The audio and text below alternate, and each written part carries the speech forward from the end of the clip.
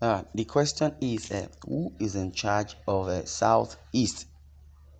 Now, carnage, bloodletting, death, and destruction is the present reality of the Southeast geopolitical zone of Nigeria. As combatants of the outlawed indigenous people of Biafra, IPOB, like they say, are stuck with their threat of killing whoever defies the order of its factional leader, Simon Ekpa. Okay. The Finland-based commander of IPOB had announced a week-long sit-at-home, which commenced on July 3rd, 2023, claiming that the exercise was necessary to pressure the federal government to release the supreme leader of the proscribed group, Nnamdi Kanu, who has been in the custody of the Department of State Services (DSS) over alleged terrorism.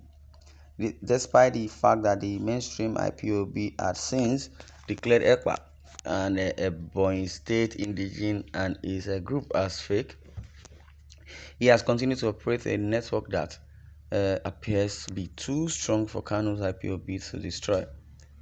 Abia, Anambra, Ebonyi, Enugu, and Imo states make up Southeast.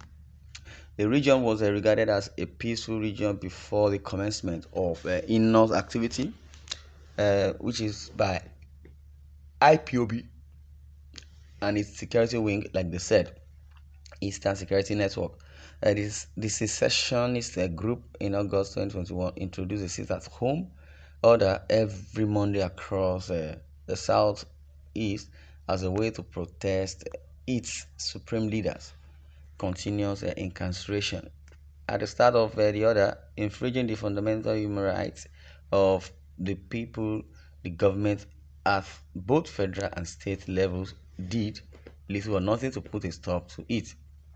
The group was empowered by the government's lackadaisical approach and lack of a decisive, bold, and stringent steps. However, things have now fallen apart in the southeast as several people have been made emergency widows and widowers as well as orphans. Businesses ruined and some others maimed by the activities of the dreaded group. Between October 2020 and June 2021, the armed separatists killed 175 security personnel, while several other Nigerians, especially in the southeast, have been killed by IPOB and the ESN. Then the group, in February 2016, has been also claimed to have lost over 1,000 members since Kanu was arrested.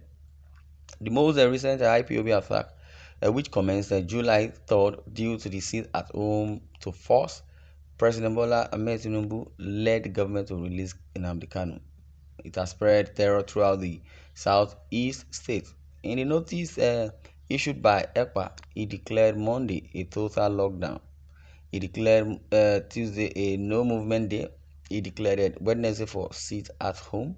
And Thursday, he declared for opening of market. And they declared Friday a don't come outside day. And Saturday as ghost town day. And Sunday as stay indoor day. That is what we saw. It is. And despite the notice issued earlier by the group, the five state governments and security agencies in the states were unable to stall the planned sit-at-home. AN24 gathered. They gathered that the past week has been made hellish for residents of southeast states by combatants of IPOB trying to enforce sit-at-home. Although some state governments have continued to describe news of sit-at-home as fake, others have totally turned a blind eye to it despite the members and numbers of casualties recorded since it started. Now, citizens, however, have continued to report the activities of the proscribed group with video evidence. Speaking to AN24 exclusively on Monday, the founder and the national chairman of the All Progressives Grand Alliance, APGA, Chief Chikwas Okorie, blasted the federal government and the five state governments in southeast for failing to put an end to the incessant killings, arguing that the government had Both levels have failed the people of the region. Furthermore, he said, what is happening in the southeast is a very disturbing trend that has been there for a while. The damage to the economy and the social life of the people of the southeast cannot be quantified. Then, unfortunately, the governors, some of whom have even completed 2 terms and left, and those who are still in service, have the responsibility to work together to end the killings in the region. The geographical area of the southeast is approximately half of the geographical area of Niger State alone, and the land space is not something that should be difficult to cover using modern technology. The cooperation of locals, town union leaders, traditional leaders, all but before and because the 5 state governments have not found the necessity to come together and develop a common approach to containing this terrorism, then the problem has continued to degenerate.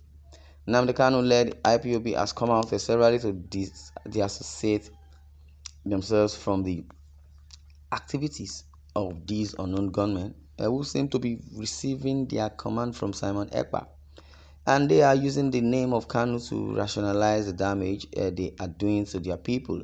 I have been part of the people who have been pleading with the government, starting from former President Muhammadu Buhari, to use political means to resolve this matter, to release Nnamdi Kanu, especially because the court has freed him. That action of the government will have the effect of dousing the tension in the southeast, and it becomes easier to isolate the people doing this. He advised the government to use diplomatic means to arrest Simon Ekpa or demand his extradition, stating that Finland signed a treaty on cybercrime. He also added that the country has lost a lot in terms of the economy due to the continuous sit at home. Okorie, however, informed AN24 that a meeting is holding today at Abuja. The Ohaneze Ndigbo have conveyed a meeting of leaders. Then I was invited, but I have sent a letter to excuse myself for not being able to be there because of my own commitments in the southeast. That meeting involves all the governors, the National Assembly members, and leaders from the South East to discuss and come up with some workable plans on this matter, which will also include the release of Nnamdi Kanu. Also speaking for the former presidential candidate of the National Conscience Party, NCP, Engineer Martin Onovo knocked the activities of the unknown gunmen and argued that it is in no way related to the beliefs of IPOB. Onovo described IPOB as a peaceful group while stressing that the recent attack on the people of the Southeast is carried out by evil minds who want to soil the reputation of the IPOB, so they would not have ends, or to soil the work of IPOB so that it will affect the Igbos or Indigbos or Aneze Indigbo. But this one, I'm going to draw the curtain. I'd like you to share your views in the comment section, and don't forget to share this news and also click on the bell icon to get more notification. Thank you for listening, and may God bless you all. Amen.